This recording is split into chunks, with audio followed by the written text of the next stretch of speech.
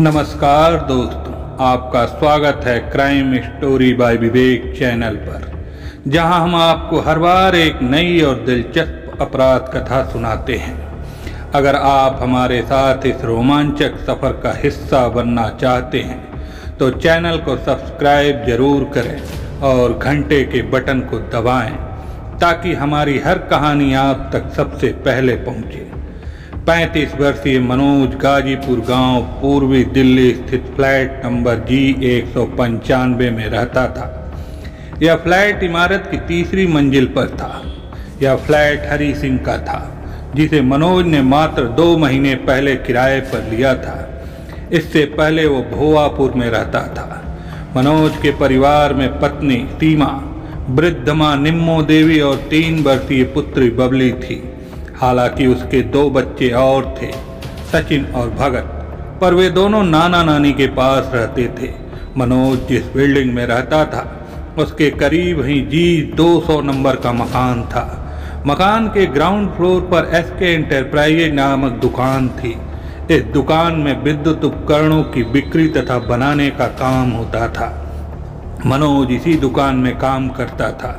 दुकान खोलने और बंद करने का दायित्व भी मनोज का था, इसलिए उस दुकान के तालों की चाबी मनोज के पास रहती थी। मनोज सुबह 5:30 बजे दुकान खोलकर सफाई करता और वहां लगे RO से बोतलों में पानी भरकर स्टाफ के लिए रेफ्रिजरेटर में रख दिया करता था। उसके बाद अपने परिवार के लिए भी शुद्ध जल लेकर घर लौट आता था। तब तक निम्मो देवी और सीमा बिस्तर छोड़कर फ्रेश हो चुकी होती थी। मनोज पानी लेकर आता, तब सीमा सबके लिए चाय बनाती थी। मनोज और परिवार की यही दिनचर्या थी। मनोज का एक छोटा भाई 28 वर्षीय मुकेश था। 3.5 वर्ष पूर्व उसका विवाह पूजा से हुआ था।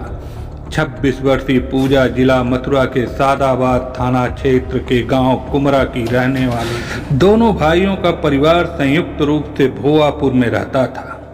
शादी के कुछ अर्सा बाद ग्रेटर नोएडा अथॉरिटी में सफाई कर्मी के पद पर मुकेश की नौकरी लग गई, तो वह पूजा को लेकर अलग रहने लगा था। इसके लिए मुकेश ने कासना थाना क्षेत्र के नटमड़िया इलाके में मकान किराए पर लिया था। किन्हीं कारणों के चलते उक्त मकान में मुकेश अधिक समय तक नहीं रहा। वहां से वह एचर गांव में शिफ्ट हुआ और फिर 2 महीने पहले असोट गांव में किराए पर रहने चला गया था। अपनी अपनी सुविधा के चलते दोनों भाई अलग रहते थे। दोनों के चूल्हे अलग थे, किंतु उनके प्रेम की प्रगाढ़ता कम नहीं हुई थी। वे एक दूसरे से मिल नहीं पाते तो फोन से खैर खबर ले लिया करते थे। सीमा और पूजा की भी फोन पर बात हुआ करती थी। 9 मई 2018 को सुबह दुकान की सफाई करके बैठा मनोज चाय पी रहा था, तभी उसके मोबाइल पर पूजा का फोन आया। भाई साहब, वह कल काम पर गए थे, तब से वापस नहीं लौटे हैं। उनका फोन भी बंद है। मेरा दिल घबरा रहा है, आप फौरन आ जाइए। पूजा के स्वर में घबराहट व बदहवासी साफ झलक रही थी।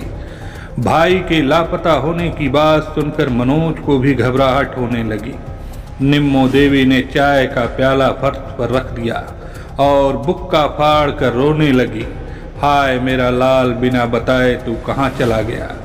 फिर निम्मो देवी मनोज से बोली, काम से छुट्टी करो और मुकेश का पता लगाओ। जहाँ मिले उसे ढूंढ कर मेरे पास लाओ, मैं उसके कान खींचूंगी।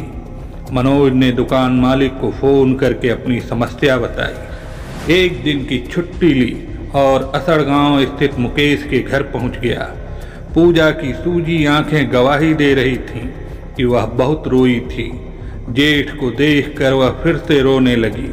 मनोज ने उसे सांत्वना दी, तुम घबराओ मत, मैं मुकेश को ढूंढ कर लाऊंगा।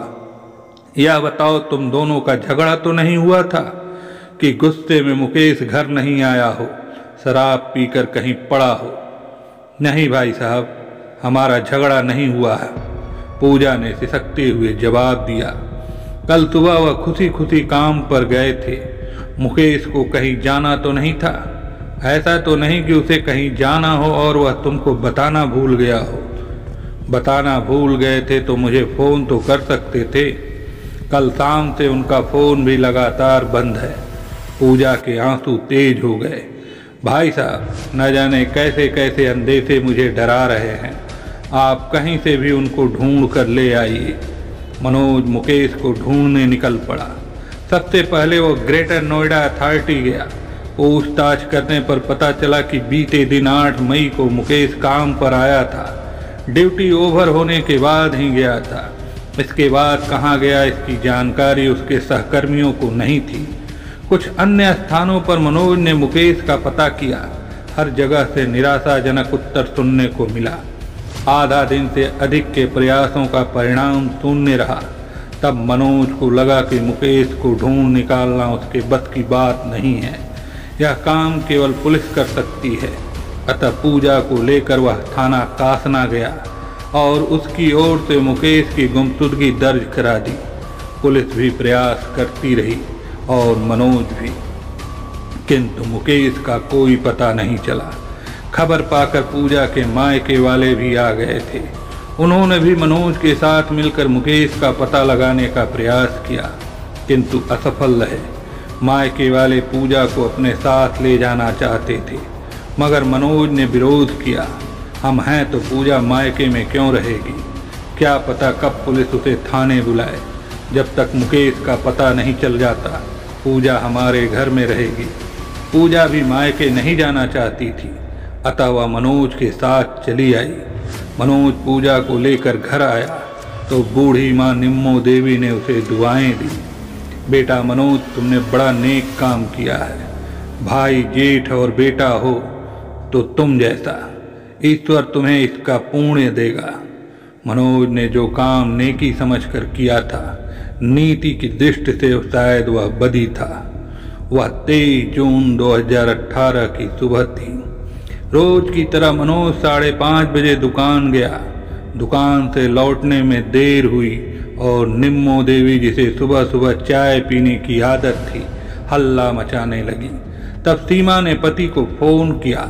घंटी तो पूरी बजी पर कॉल रिसीव नहीं की गई। इस पर निम्मो देवी बोली, मुझे जोरों से चाय की तलब लगी है और मनोज अब तक पानी लेकर नहीं आया। दुकान में कुआं खोदकर पानी निकाल रहा है क्या? फिर वह सीमा से संबोधित हुई, बहू तू जाकर देख तो सही, मनोज अब तक वापस क्यों नहीं लौटा? फ्लैट 3री मंजिल पर था और दुकान 4 इमारत छोड़कर थी। सास की बात टालना सीमा के लिए संभव नहीं था। वह दुकान जाने के लिए घर से बाहर निकली और नीचे जाने के लिए सीढ़ियाँ उतरने लगी। तभी उसने देखा देवरानी पूजा सीढ़ियाँ चढ़कर ऊपर आ रही थी। उसे देखकर सीमा चौंकी। पूजा, इतनी सुबह कहाँ से आ रही हो? दीदी, हवा से दुपट्टा उड़कर 2nd फ्लोर की बालकनी में जा अटका था, पूजा ने जवाब दिया। उसे ही लेने गई थी। बबली के पापा दिखे क्या? मुझे तो नहीं दिखे, पूजा ने बात दोहराई। मैं 2nd फ्लोर तक ही गई थी। भाई साहब नीचे हो तो पता नहीं। अच्छा, तुम अम्मा के पास बैठो, मैं दुकान में देख कर आती हूँ कि आज बबली के पापा को देर क्यों हुई। अच्छा दीदी, कहकर पूजा सीढ़ियाँ चढ़ गई और दुकान जाने के लिए सीमा सीढ़ियाँ उतरने लगी। सीमा दुकान पहुंची तो लोहे का दरवाज़ा खुला पाया। इसका तात्पर्य यह था कि मनोज दुकान में था। सीमा दुकान के अंदर गई तो लोमहर्षक दृश्य आंखों के सामने था। रक्त कुंड में डूबा मनोज मरा पड़ा था। उसकी छाती पर घाव था जिससे अब भी खून बह रहा था। सीमा के मुख से दिल दहला देने वाली कातर चीखें गूंजने लगी। चीखें सुनकर पड़ोसी एकत्र हुए। फिर पूजा के जेठ मृतक मनोज की यह खबर घर तक जा पहुंची कि किसी ने मनोज की हत्या कर दी है। निम्मो देवी व पूजा जिस हाल में थे, रोते चीखते दौड़े आए कि इसी बीच किसी पड़ोसी ने पीसीआर को फोन करके घटना की सूचना दे दी। पीसीआर को वह सूचना 6:50 पर मिली। घटनास्थल के पास ही पीसीआर का गश्ती वाहन खड़ा था, अतः 5 मिनट से भी कम समय में पीसीआर की गाड़ी मौके पर पहुंच गई। कुछ पल वारदात का जायजा लेने के बाद वाहन में मौजूद पुलिसकर्मियों ने क्षेत्रीय थाना गाजीपुर को सूचित कर दिया। थाना गाजीपुर को कत्ल की सूचना मिली तब सुबह के 7 बजे थे। सूचना पाते ही SHO inspector Prem Singh Negi, additional SHO Prasoon Kumar आदि मौके पर पहुंच गए। पुलिस अधिकारियों ने सर्वप्रथम बारीकी से मनोज का परीक्षण किया तो पाया कि वह मर चुका था। उसकी छाती पर घाव था। मृतक की छाती पर इस कदर खून जमा था कि अनुमान लगाना कठिन था कि गोली मारकर उसे हलाक किया गया अथवा चाकू से वार करके जान ली गई। मृतक की जामा तलाशी लेने पर उसका मोबाइल मिला। मौके पर आला कत्ल जैसी कोई वस्तु नहीं मिली। मौका मुआयना तथा औपचारिक तहकीकात के बाद पुलिस ने पोस्टमार्टम के लिए लाश लाल बहादुर शास्त्री अस्पताल भेज दिया। तत्पश्चात थाना गाजीपुर में IPC की धारा 302 के तहत प्रकरण दर्ज कर लिया गया। जांच के लिए एक पुलिस दल का गठन किया गया। उसी दिन शाम को पुलिस को मनोज की 60 PM रिपोर्ट मिल गई। रिपोर्ट के अनुसार मनोज को नज़दीक से गोली मारी गई थी। वह एक गोली उसकी मौत का कारण बनी थी। जांच दल का विचार था कि सुबह सुबह शोर शराबा नहीं रहता, धीमी आवाज भी जोर से गूंजती है। मनोज का कत्ल करने के लिए गोली चली तो उसका धमाका दूर तक गूंजा होगा। ऐसी सूरत में किसी को तो कुछ पता होगा, किसी ने कुछ तो देखा होगा।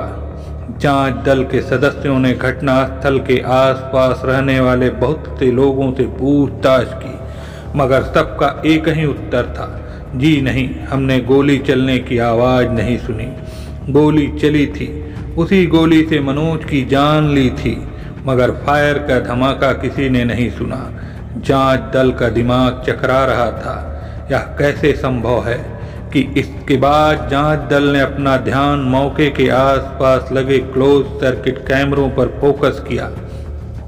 अनेक CCTV कैमरों की वीडियो फुटेज देखने पर कोई सूत्र नहीं मिला, मगर जांच दल के सदस्यों ने धैर्य नहीं खोया। वे इलाके में लगे कैमरों की वीडियो फुटेज खंगाल रहे थे। अंत में एक कैमरे की रिकॉर्डिंग में जांच दल को उत्साहजनक दृश्य देखने को मिला।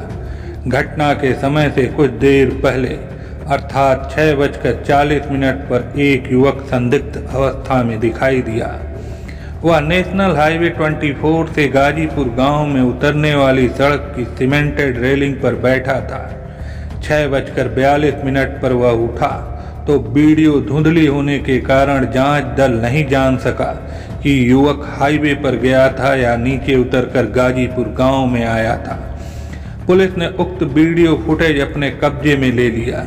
युवक के प्रिंट निकलवाकर मृतक के परिजनों तथा गाजीपुर में रहने वाले अनेक लोगों को दिखाए गए, पर तस्वीर के धुंधली होने की वजह से कोई भी उसे पहचान नहीं सका। कुछ भी था, पर वह युवक जांच दल की दृष्टि में संदिग्ध हो गया। पुलिस ने कुछ अन्य संभावित बिंदुओं पर काम करके सुराग पाने की कोशिश की, मगर नाकाम रही। इसके बाद थाना इंचार्ज नेगी ने दूसरे बिंदुओं पर ध्यान फोकस किया। मनोज के परिवार में जितने लोग रह रहे थे उनमें से कुल 3 के पास मोबाइल फ़ोन थे। मनोज, सीमा और पूजा ही सेल फोन का उपयोग करते थे। अतः नेगी ने उन तीनों की कॉल डिटेल निकलवा कर उनका अध्ययन किया। मनोज के मोबाइल पर आई अंतिम कॉल सीमा की थी। इस बाबत वह पहले ही पुलिस को बयान दे चुकी थी कि जब मनोज देर तक नहीं लौटा था तब उसे बुलाने के लिए उसने फ़ोन किया था। काफ़ी देर तक घंटी बजने के बावजूद कॉल रिसीव नहीं हुई थी। मनोज और सीमा की कॉल डिटेल में ऐसा कुछ नहीं मिला जिससे नेगी के माथे पर बल पड़ते। अलबत्ता पूजा के CDR ने नेगी को चौंकाया। घटना वाली सुबह 6:25 पर किसी सेल पर पूजा के मोबाइल से 2 बार कॉल की गई थी। 2-3 मिनट तक बात भी हुई थी। नेगी तुरंत पूजा के पास जा पहुँचे और उससे पूछा, सुबह 6:25 पर तुमने किसे फ़ोन किया था पूजा? पूजा के माथे पर पसीना आ गया। जाहिर सी बात थी कि सवाल सुनकर वह घबरा गई थी। जल्दी से स्वयं को संभाल कर बोली, गलती से रॉन्ग नंबर लग गया था। नेगी का विश्वास था कि पूजा कोरा झूठ बोल रही है। नंबर एक बार गलत लगता है, दूसरी बार नहीं। इसके अलावा दोनों बार में उसने 2-3 मिनट बात भी की थी। इसके बावजूद वह पूजा से कुछ नहीं बोले। पुलिस स्टेशन लौट गए। थाने पहुंचकर नेगी ने एक एसआई को यह पता लगाने के काम पर लगाया कि पूजा ने जिस सेल नंबर पर बात की थी वह किसका था। एसआई को यह भी कहा गया कि वह मोबाइल सेवा प्रदाता कंपनी से उक्त नंबर की सीडीआर भी निकलवा कर लाए। कुछ घंटे में एसआई ने वो रिकॉर्ड नेगी को सौंप दिया। उक्त नंबर गांव बोड़ाकी, थाना दादरी, जिला गौतम बुद्ध नगर निवासी मोहित भाटी का था। मोहित और पूजा की दिन में 3-4 बार लंबी बात हुआ करती थी। बस नेगी का दिमाग सोचने लगा कि मोहित व पूजा का अवश्य कोई चक्कर है और मनोज की हत्या के तार इन्हीं दोनों से जुड़े हो सकते हैं। इसके बाद नेगी ने मोहित के मोबाइल की लोकेशन की जांच कराई तो पता चला कि 23 जून की सुबह उसका फ़ोन गाजीपुर में एक्टिव था। नेगी ने फिलहाल मोहित को नहीं छेड़ा बल्कि पूछताछ के लिए पूजा को थाना बुला लिया। उसका सेल फोन भी पुलिस ने अपने कब्जे में ले लिया। पूजा थाने लाई गई तो नेगी ने उसे महिला प्रधान आरक्षक राजबाला के सुपुर्द कर दिया। सवालों के सही जवाब देने के लिए इसे तैयार करो। थानाध्यक्ष का अभिप्राय समझकर राजबाला पूजा को महिला बंदी गृह में ले गई। लगभग आधा घंटा बाद वह नेगी के पास आई और मुस्कुराते हुए बोली, पूजा ने मुझे सच्चाई बता दी है, आपको भी सब कुछ बताने को तैयार है।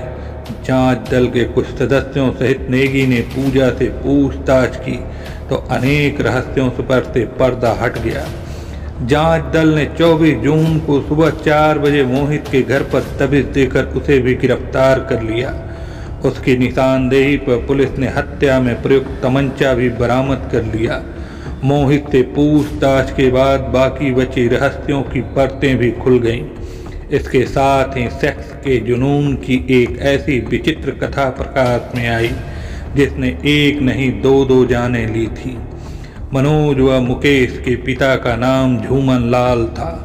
वह परिवार मूलतः जिला अलीगढ़ के माती गांव का रहने वाला था। झूमन लाल की 2 पुत्रियां भी थीं। लगभग 12 वर्ष पूर्व मनोज का विवाह सीमा से हुआ था। वह एटा जिले के खुशहालगढ़ की रहने वाली थी। कालांतर में रोजगार के सिलसिले में मनोज गांव छोड़कर दिल्ली आया तो सीमा भी साथ आई। वह केवल बबली को लेकर आई थी। 2 बेटों सचिन व भगत को उसने अपने भाई के पास छोड़ दिया था। दोनों बेटे ननिहाल में रहते रहे। 3.5 वर्ष पूर्व मुकेश का विवाह पूजा से हुआ। तब तक पिता झूमन लाल का स्वर्गवास हो चुका था। उन दिनों सब लोग गांव छोड़कर दिल्ली के भोवापुर गांव में साथ रहने लगे थे। यह अलग बात है कि सास व जेठानी से पूजा की कभी नहीं बनी। छोटी छोटी बातों पर पूजा बड़े बड़े विवाद खड़ा कर देती थी। कोई उसे बहू की मर्यादा की पाठ पढ़ाने की कोशिश करता तो पूजा उसकी इज्जत का जनाजा निकालने में देर नहीं करती थी। ग्रेटर नोएडा अथॉरिटी में मुकेश की नौकरी लगी तो पूजा अलग रहने की जिद करने लगी। सास निम्मू व जेठानी सीमा उससे इस कदर त्रस्त थीं कि वे भी चाहती थीं कि पूजा इस घर से चली जाए। उनका विचार था कि दोनों परिवार अलग रहेंगे तो प्रेम भाव बना रहेगा। पत्नी के हठ तथा परिजनों की अनुमति से मुकेश पूजा को लेकर अलग रहने चला गया। निम्मो देवी और सीमा ने संतोष की सांस ली। पूजा परिवार से अलग हुई तो उसकी हसरतें पंख फैलाने लगी। पूजा और मुकेश 2 विपरीत ध्रुवों की तरह थे। मुकेश चादर देखकर पांव फैलाने वालों में से था तो पूजा की ख्वाहिशें असीमित थीं। वह अमीरी, शानो शौकत और मौज मस्ती से जीने की अभिलाषी थी। पूजा की जरूरतें पूरी कर पाने में मुकेश की कमाई अपर्याप्त साबित हुई तो वह पति पर दबाव डालने लगी कि मैं मन मार कर मामूली चीज़ों के लिए तरस और घुट कर रहने वाले जीने वाले से नहीं हूँ। तुम मेरी ज़रूरतें पूरी नहीं कर पा रहे तो मैं खुद कर लूँगी। नटमरिया का या मकान छोड़ो और किसी ऐसी जगह पर मकान किराए पर लो जिसके आसपास कोठियां हों और उसमें मुझे सफाई का काम मिल सके। मुकेश भी पूजा की फरमाइश से परेशान था। उसने एचर गांव में मकान किराए पर लिया और पूजा सहित उसमें शिफ्ट हो गया। एचर गांव के पास ग्रेटर नोएडा की आवासीय सोसाइटी के कुछ घरों में पूजा को सफाई का काम मिल गया।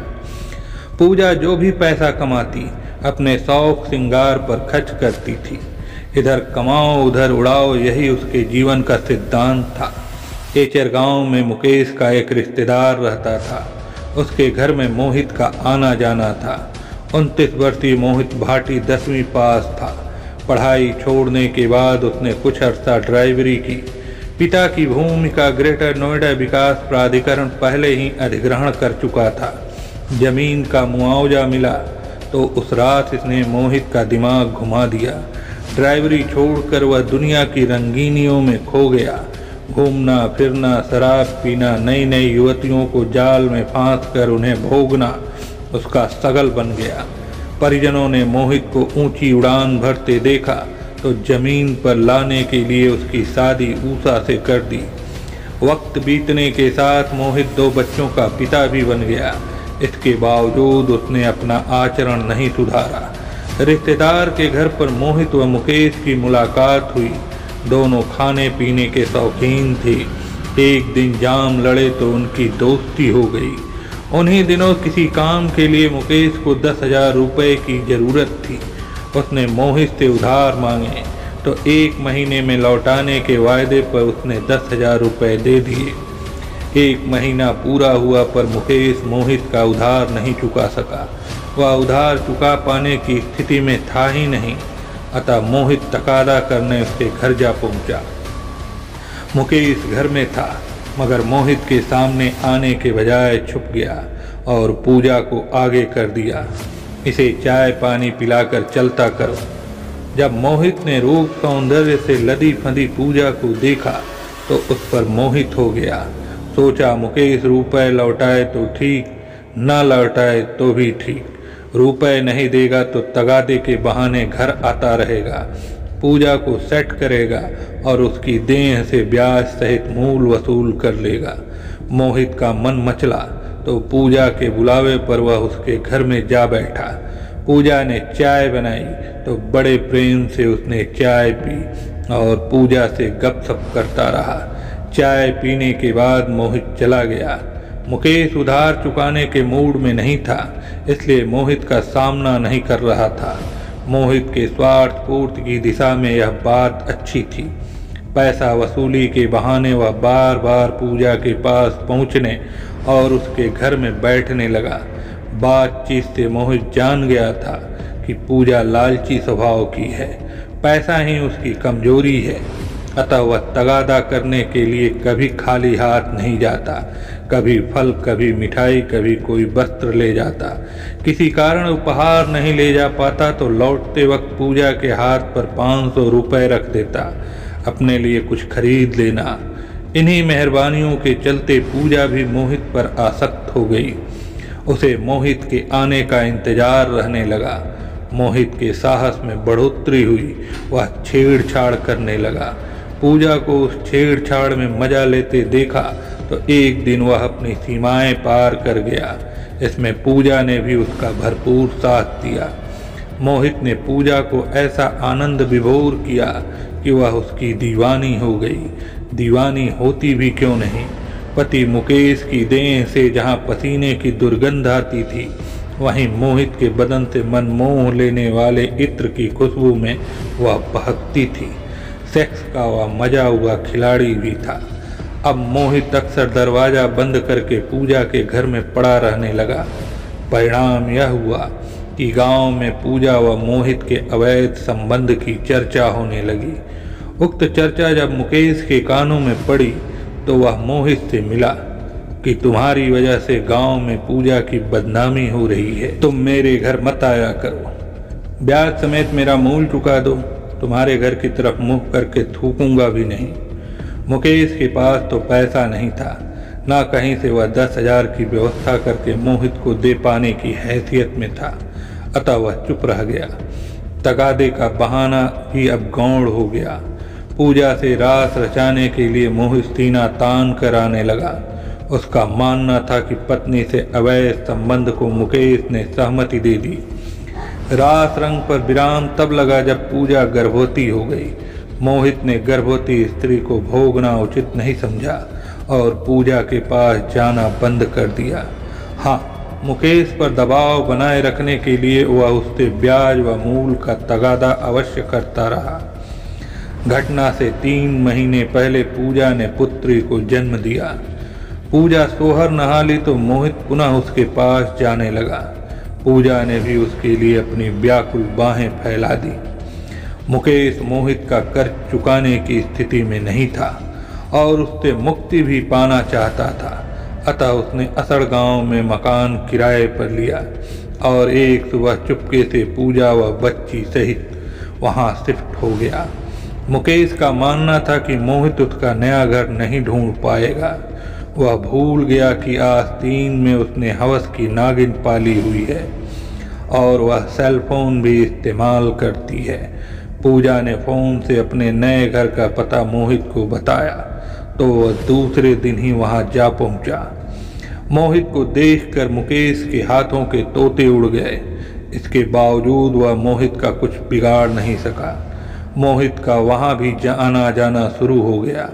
मुकेश के अचल गांव से पलायन कर जाने से मोहित बहुत गुस्से में था। मुकेश न पैसा लौटा रहा था, न पत्नी की देह से ब्याज वसूल करने दे रहा था। इस साले का कुछ करना पड़ेगा।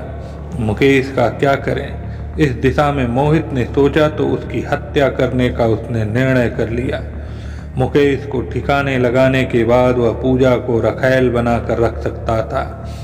अपने इस इरादे की उसने पूजा को भनक तक नहीं लगने दी। योजना के तहत मोहित ने मुकेश से संबंध मधुर बनाया। मुकेश प्रभाव में आ गया। तब 8 मई 2018 की शाम को शराब पार्टी के बहाने उसे बुड़ाकी गांव बुलाया। उसे छक्कर शराब पिलाई। नशे में धुत होने के बाद मुकेश बहकने लगा। तब मोहित ने गला घोट कर उसकी हत्या कर दी। रात गहराने पर वह लाश रेल की पटरी पर फेंक आया। मुकेश के घर न लौटने से पूजा परेशान हुई तो 9 मई को सुबह उसने जेठ मनोज को फोन करके बुला लिया। मनोज खुद मुकेश का पता नहीं लगा पाया।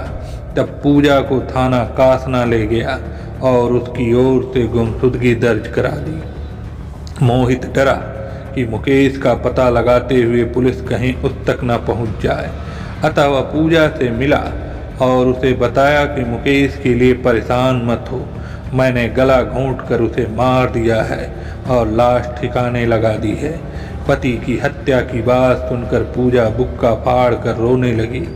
मोहित ने उसे समझाया, यह जुर्म मैंने तुम्हारी खातिर किया है, तुम्हें हमेशा के लिए अपना बनाने के लिए किया है। तुम्हारी और तुम्हारी बच्ची की जिम्मेदारी आज से मेरी है। मामला ठंडा हो जाने दो, तुम दोनों को खुल्लम खुल्ला अपने साथ रखूंगा। मोहित की बातों में आकर पूजा ने पति की हत्या का रहस्य अपने सीने में दफन कर लिया। वह पति के लापता होने से दुखी होने का नाटक करती रही। मनोज ने साथ चलकर रहने को कहा तो वह जेठ के साथ चली गई। जेठ के घर आ जाने के बाद भी पूजा मोहित से फोन पर लंबी लंबी बातें किया करती थी। अतः निम्मो देवी, सीमा और मनोज की पेशानी पर बल पड़ने लगे। उन्होंने उसे टोकना शुरू कर दिया। फोन पर यह तुम किससे फुसफुस करती रहती हो? पूजा ने सारी बातें मोहित को बताई कि परिवार में सब मुझे टोकने लगे हैं। लगता है जेठ को मेरे चरित्र पर संदेह हो गया है। उसने आगे खोजबीन की तो मुकेश की हत्या का रहस्य भी जान सकते हैं। पूजा ने अंदेशे के चलते यह बात कही थी, मगर मोहित डर गया। राज को राज बनाए रखने और उसे मनोज नाम का अंदेशा खत्म करने के लिए उसने एक और कत्ल करने का निर्णय कर लिया। मोहित ने अपनी योजना पूजा को बताई तो उसने भी सहमति दे दी। उसके बाद मोहित के पूछने पर पूजा ने मनोज की दिनचर्या से अवगत करा दिया। मनोज इस इलाके में रहता था और जहां दुकान थी सुबह के समय वहां सुनसान रहता था। अतः मोहित ने सुबह सुबह ही मनोज की हत्या करने का प्लान बनाया। 23 जून को सुबह 5:30 बजे मोहित NH-24 से गाजीपुर गांव की ओर उतरने वाली सड़क की सीमेंटेड रेलिंग पर बैठ गया। मनोज दुकान जाने के लिए घर से निकला तो पूजा ने मोहित को फोन कर दिया। पूजा ने पहले ही बता दिया था कि मनोज को थोड़ा टाइम लगता है, अतः मोहित 6:20 पर रेलिंग से उतरकर दुकान में जा पहुंचा। यह देखने के लिए आगे क्या होता है, पूजा तीसरी मंजिल से उतरकर दूसरी मंजिल की बालकनी में जाकर खड़ी हो गई। मोहित दुकान में पहुंचा तब मनोज स्टाफ के लिए बोतलों में पानी भर रहा था। आहट सुनकर वह मुड़ा तो मोहित ने पूछा, तू ही मनोज है? हाँ मैं मनोज हूँ, तू कौन है भाई, और मुझे किस लिए पूछ रहा है? मनोज के इतना कहते ही मोहित ने तमंचा निकाला और उसकी छाती पर गोली मार दी। इसके फौरन बाद वह दुकान से निकल गया। दूसरी मंजिल की बालकनी में पूजा खड़ी थी। आंखों से आंखें मिली तो इशारे से मोहित ने बता दिया कि काम हो गया है। इसके बाद मोहित उस ओर चला गया जिधर उसने बाइक खड़ी की थी। पूजा भी सीढ़ियां चढ़ने लगी। तभी उसे सीमा मिली थी जो पति को बुलाने दुकान जा रही थी। मनोज ने पूजा को सहारा देकर नेकी की थी, पर वही नेकी काम न आई और वह मारा गया। हवस की नागिन ने शौहर को भी डसा और जेठ को भी। बहरहाल अभियुक्तों के बयान के आधार पर पुलिस ने मुकदमे में धारा 201, 120 बी और आर्म्स एक्ट भी जोड़ दिया। आगे की छानबीन से मालूम हुआ कि 9 मई को रेल पटरी पर पड़ा एक लाश थाना दादरी पुलिस को मिला था, पर उसकी शिनाख्त नहीं हो पाई थी। केस अनसुलझा था।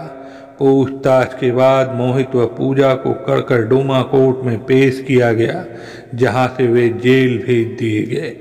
दोस्तों, कहानी पसंद आई हो तो वीडियो को लाइक करके कमेंट कर दें और चैनल को सब्सक्राइब भी कर दें। धन्यवाद।